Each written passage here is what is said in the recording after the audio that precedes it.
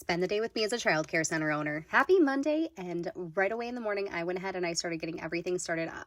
So I always have to unpack my backpack because I swear I always bring a million things home. Even if I don't end up using all of it, I just make sure that I want to at least have it there if I know that I'm not going to be at the center. Once that was all settled in, I decided that I was going to go ahead and I was going to clean up this hallway. I had a tour coming in for our school age program, and this hallway is just one of those things that kind of always ends up getting neglected. The only people that ever go back there are myself and then my director of enrollment, and then all of the school age kids and their parents. So my kids and I got that all cleaned up before the center opened up. Then I went ahead and I found out that this is the front wall that I want to do my little lending library on. So I needed to measure out, see how long I was going to need to make my shelves. I could buy my shelves on Amazon, but I decided that I'm actually going to make them because I think that I can make them custom size and I can make them much cheaper. Your girl loves saving $1 and is obsessed with power tools. So these little collapsible buckets so that I would be able to sort out the rags for the other building. We needed to have some additional rags and we had extra cot sheets and crib sheets. So I went ahead and I got those chopped up this weekend, and then I just filled them up. So then instead of having like giant laundry baskets, they just have these collapsible buckets. So it's nice, small, and compact. I actually had to leave for a doctor's appointment, and when I came back, I went ahead and I covered for a break. I got to read some stories to my friends before they went out for lunch. So I got to